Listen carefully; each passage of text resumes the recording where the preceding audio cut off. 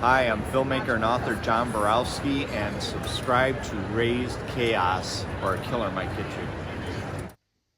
And welcome back, everybody. My name is Raze Chaos. You've made it back to my channel, and we have got one heck of a video for you today. I mean, Raze could do his whole. I'm very excited. We got a very special video, but Raze does that every time. This one is, once again, no exception, because Raze gets excited about all of these. But this one is, I mean, as far as the meat to this one, it's gruesome. You don't really want it, but you're gonna get it anyway. Yes, today we talk about Buffalo Bill. Hey, I'm coming. And not only do we talk about Buffalo Bill, but he's got Precious with him. Little Precious is here. So, yeah. Yeah, good old Buffalo Bill from Silence of the Lambs, played by Ted Levine. Ted Levine, he is a solid actor. I mean, he did a great job in this. He was absolutely terrifying. He worked the shit out of this character.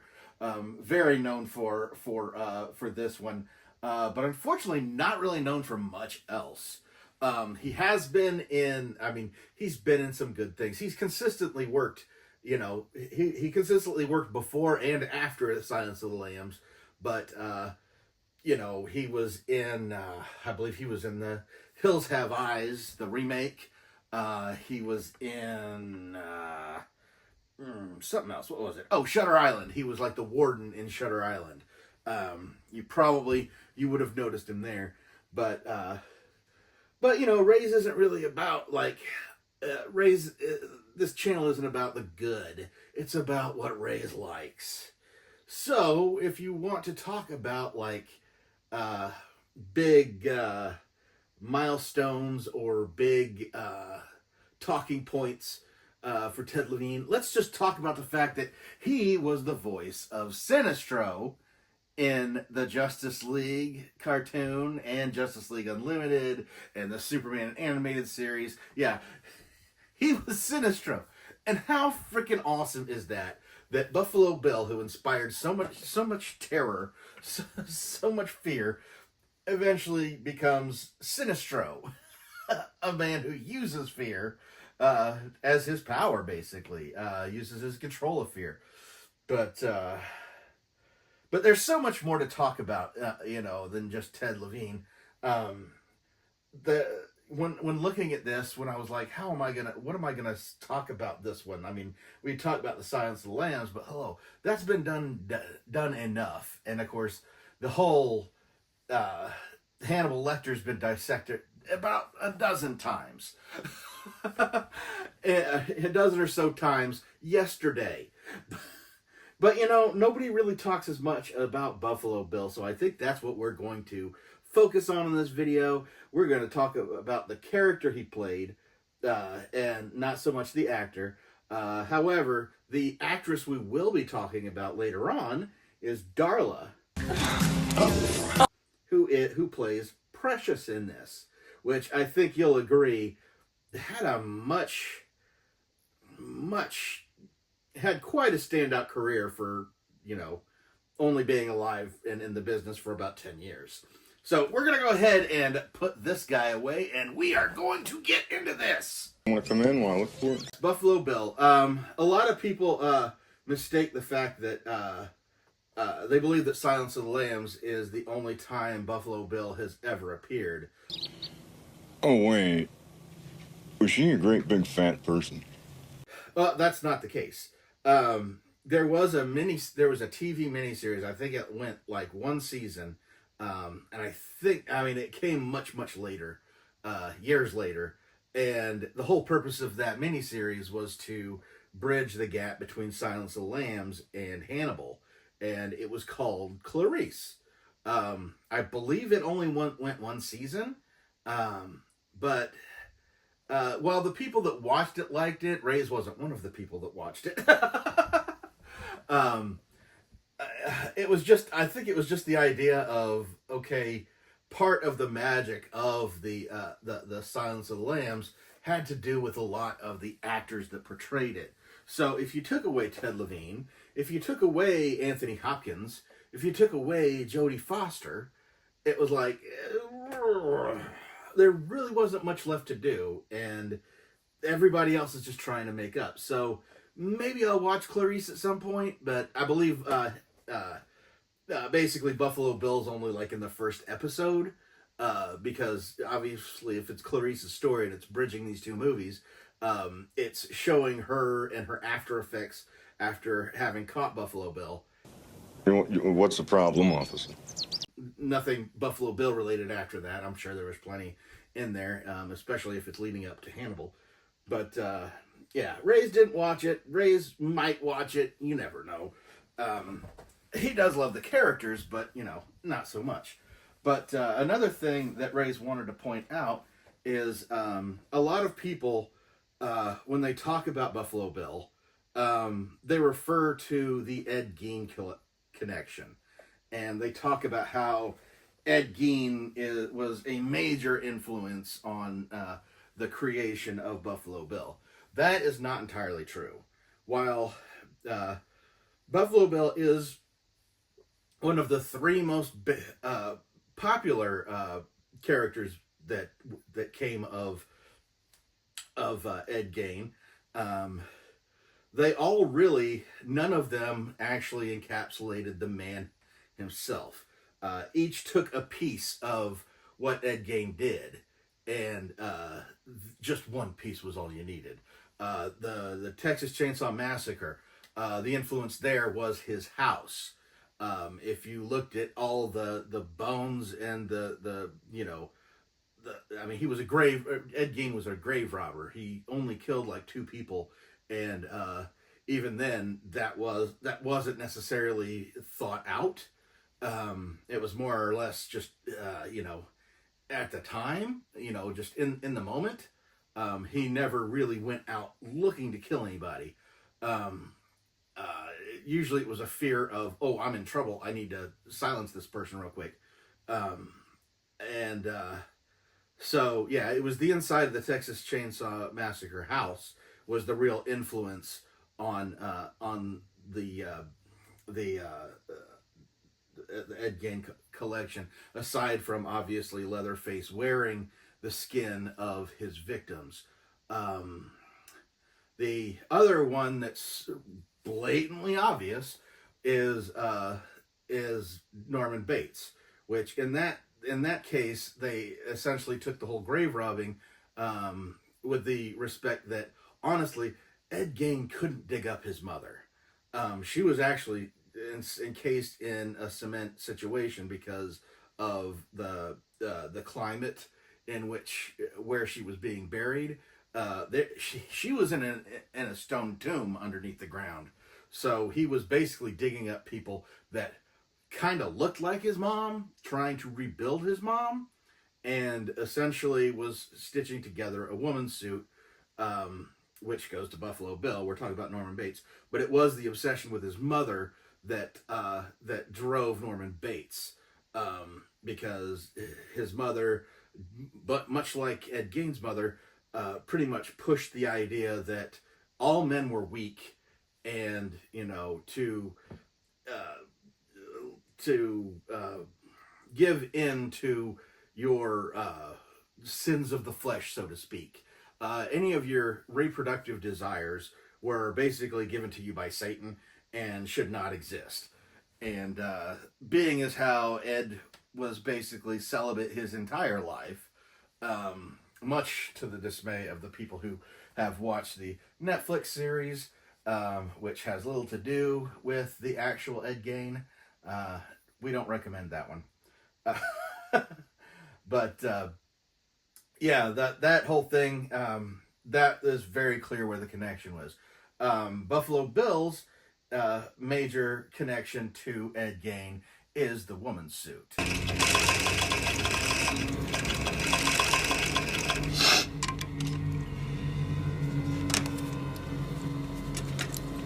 in Ed Gein's case, he was trying to become a woman because that was the more strong. And even though a lot of people lean towards Buffalo Bill being transsexual, he is not. And the thing is there's a lot of argument as to what he was trying to accomplish. And I really think that it was spelled out very clear in the book, if not the movie. Buffalo Bill basically did not feel attractive. And he was very lonely and felt unattractive, and that's what he was going for. He wasn't necessarily wishing he was a woman, so men would come and give him attention as if he was a woman. He was looking for all the attention he could get because even in the media, women tend to get more attention. Be it good, be it bad, women get more attention in the media. So powerful, so beautiful. When it comes to a man, they look at, all this other, they look at all these things. But with women, it boils down to, oh, we love her, she's beautiful. And while that is a bit disheartening to women who work really hard to accomplish things and then are just basically focused in on how they look, with Buffalo Bill, that's all he wants. He wants people to look at him. He wants people to want him. And so with him, it really isn't a transsexual thing. It's really not a transgender thing. It's not so much that he wants to be the other gender. He wants to be attractive. In the book, when he's actually shot and he's actually killed, one of his last words to Clarice as he's dying is, "Tell me what it's like to be beautiful." That's really where the core of his dementia comes in. He wants people to give him all the attention, be it good or bad. He wants people to like him how he looks, because he knows if he can change the way he looks, he knows he can get that attention, and he knows he can't get it any other way. So, there's the deep dive there. But the other influences that Buffalo Bill, that really went into Buffalo Bill that not too many people talk about is his Ted Bundy influence, I guess you'd say. The scene in which he's trying to move the couch into the van.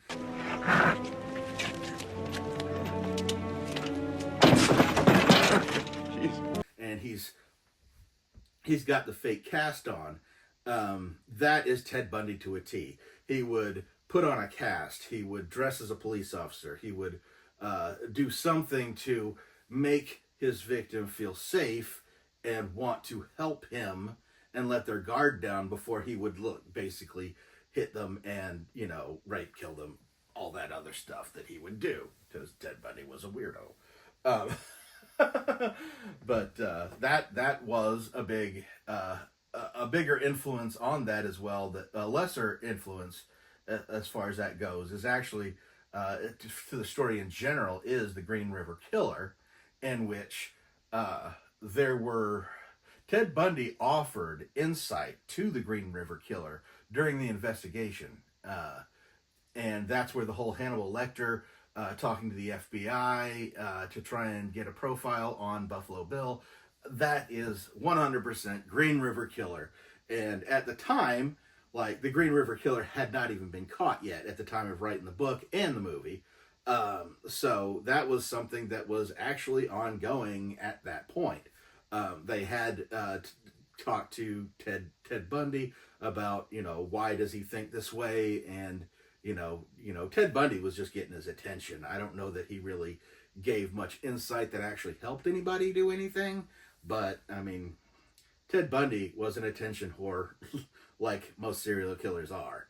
So that was a big factor right there. But that's to the entire story and not just Buffalo Bill. Are you up there, you little shit? Come and get it, pretty girl.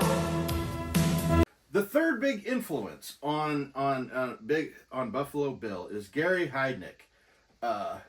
And what was the influence that went into Buffalo Bill on here? Well, Gary Heidnik had kidnapped 6 women and kept them as sex slaves in his basement.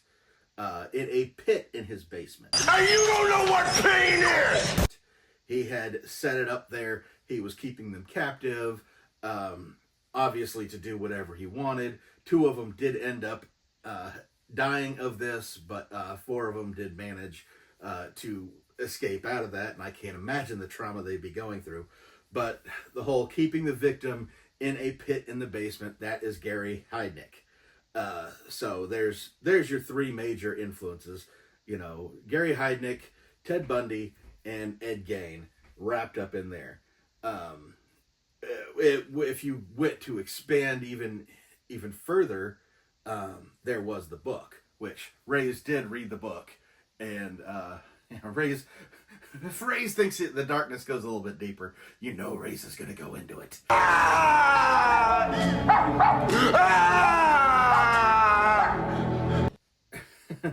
Yeah, because Raze is just that dark. Come on, precious. I got a yummy, yummy snack for you. Come on, come and get it. One of the other main people that influenced the character of Buffalo Bill, more so in the book than it did in the movie, was Jerry Brudos, I believe his name was, something along that lines. When Jerry Brudos would kill his victims, he essentially would dress up in their clothes and wear their makeup and, you know, pretend to be them afterwards, as if he was giving them an extended life after they had passed on. Really dark, and, you know, kind of more of a motivational thing. When they were trying to create a new character out of all these other people, they had to try and pull them in certain directions where you know, the real life influences didn't necessarily go. So putting out more real life influences, you know, tends to stretch it into something else that makes the original influence, you know, not look as a straight blatant copy. The final one I wanted to talk about, as far as as far as the book goes, because you really didn't in the movie, or I'm sorry, in the book, the backstory for Buffalo Bill goes back a lot further, and one of the things that they mention is that Buffalo Bill killed his grandparents, and yes, the influence there was Edmund Kemper. Edmund Kemper, as a teenager, killed his grandparents to see what it would feel like. This was a young psychopath that was learning that he had no feeling. And while he was, like, essentially locked up for killing his grandparents, he was still a minor at the time, and he was able to get out after that. And much to the dismay of the many Edmund Kemper victims that came after that, Edmund Kemper was one of the biggest, most notorious, smartest serial killers that had ever walked the earth. And obviously, you really, if you're going to make a terrifying serial killer, terrifying fictional serial killer, he would be one that you would pull from. But I think I have bothered you guys quite a bit with the disturbing talk. We're going to go ahead and take these guys out. We're going to have a look at them, and we're going to talk about Darla, the little dog. But yeah, we're going to take these guys out and have a look at them. Hey, don't you hurt my dog! And I can't tell you how much I enjoy this freaking pop. This was a Funko exclusive, I believe, and I think it's still available in the Funko shop if anybody is interested in getting it. But let's just take a look at this guy. You've got his hairline, which is absolutely perfect for the way he looked in the movie. His clothes, they didn't really do too much with. It was just basically a sleeveless t-shirt. with some pants. But they did put his ring on here, and they have the infamous basket with the lotion that he lowers around and put the lotion in the basket. Doing the classic serial killer, it puts the lotion in the basket. All right, places the lotion on the skin. It rubs the lotion on its skin. It does this whenever it's told. Or else it gets the hose again, referring to its victims as it, to basically dehumanize them in his eyes. It rubs the lotion on its skin, or else it gets the hose again. Yes, you will, Precious. You will get the hose. He's got plenty of rings, much like he does in the movie. And I just think this added detail of holding the rope in the basket with the lotion in it. I love the fact that there's lotion in this basket. It just makes this, just tickles every dark, humorous bone in Raze's body. Now he places the lotion in the basket. This was a must-have. Probably wouldn't have actually gotten him had it not had the basket with the lotion in it, because I mean, if you took that away, you've just got the guy in the suit, and unless they were going to put a woman's suit on him, it's just a balding guy, and it's just like, yeah, it wouldn't have made a very interesting pop. But putting the lotion basket there, holding the rope, that just pushes it to, this is unmistakably Buffalo Bill, and this is just too much. This is just too much fun. Put the lotion in the basket. Raze actually had an idea at one point. You see these, you see a lot on YouTube. You see a lot of prank videos, hidden camera videos, all that fun stuff. Some of them are, or most of them, honestly, are staged. And Raze had an idea because where Raze used to live was actually the backside of his apartment was actually led into an alley. And since Raze was up on the second floor, Raze thought it would be funny to actually have his window open, have a basket with a rope leading up to his apartment, and then next to the basket there would be a bottle of lotion, and Raze would just be sitting there holding the rope as if he was going to pull the lotion up, and then just basically looking at people as they walk down the alley to see who would put the lotion in the basket. Put the fucking lotion in the basket! The big detriment is that it wasn't really a very populated alley. Not a lot of people walk down that. And quite frankly, Raze lived way too close to the police station to think that would go on for very long. If somebody saw it and got the creeps, yeah. Yeah, that was one of the dark jokes Raze originally thought about doing when he was starting his YouTube channel, but unfortunately, better sense prevailed.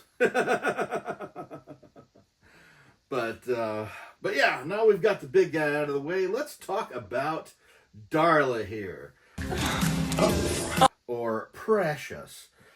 Precious really doesn't play much of a part in the movie, obviously. It is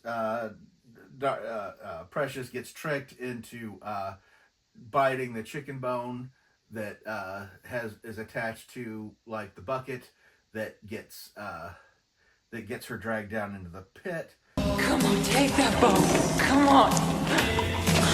And is basically used in a hostage situation to get Buffalo Bill unraveled. And while that is, I mean, that was very, very, I mean, it was a really, really excellent plot point. But Precious was actually played by a little doggy actress named Darla.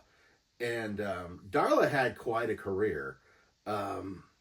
Aside from showing up in like TV series, I believe she was in a series called Erie, Indiana for one episode. She played the poodle in there. She played another poodle in a TV series called Coach, but I think that was only one episode.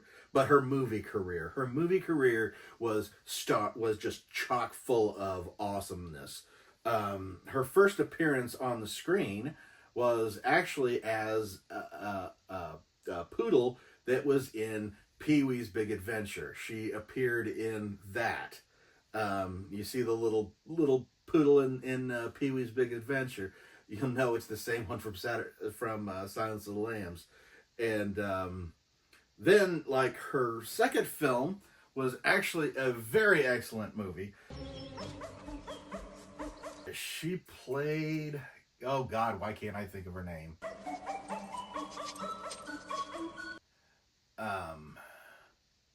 Oh, that's kind of embarrassing because Raze loves this movie. But the movie is The Burbs, which she plays an active role in that, where, you know, she is the spoiled poodle of one of the members of the neighborhood who craps in a specific person's yard and causes all kinds of problems. Of course, that resident ends up disappearing for a while.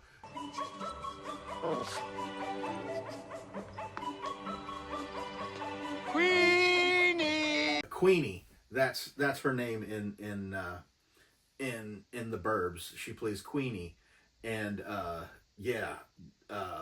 mean, as far as doggy characters, that was like a big part of that movie. Good girl. That lawn needed fertilizing anyway. Then after that is when she got Silence of the Lambs. And after that even, did she fade into obscurity after that? Not quite. She was actually the poodle in Batman Returns. When Batman is fighting off the Penguin's goons in the very beginning of the movie, and he pulls out his Batarang and programs it as to who to hit, and then throws it.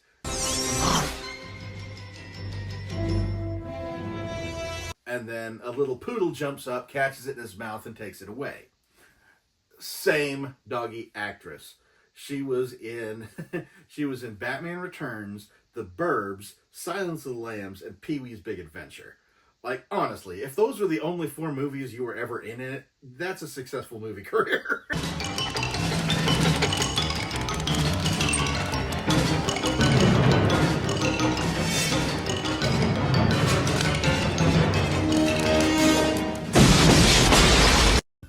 Unfortunately, Darla, the doggy actress, doggies don't really have a very long lifespan, and she actually died of natural causes in 1992, so she didn't last long. Come on, Precious.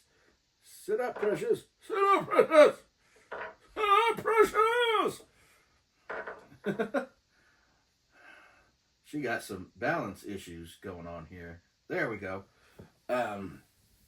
So, yeah, there's the meat of this video. I mean, we've got 2 solid characters, one more or less pretty impressive doggy actress, easily, and then of course we've got the big bad himself, Buffalo Bill. Yeah, you can easily see why when Raze saw this was a must-have for both characters, or for both figures, honestly. So, yeah, as Raze said before, it's always dark in Raze's world, so even though we are getting into December and the Christmas season is washing over us, Raze is still bringing the darkness. Raze still brings the darkness. So, I hope you've enjoyed this video. Precious? Let me know down in the comments what you think about this figure, the Buffalo Bill figure. How perfect it is. How they absolutely needed to have the rope with the lotion basket in it to make this pop actually be something worth collecting, worth wanting. Darla, talk about Darla. Tell me more about Darla's little movie career. Tell me what you think about that. As far as yeah, she was in quite a few things, and they were all things that aside from her TV appearances, which honestly Raze can be very, very obvious with this. Raze did not watch any of Raze has never seen any of the episodes that she was on TV. which, I mean, she just played a poodle.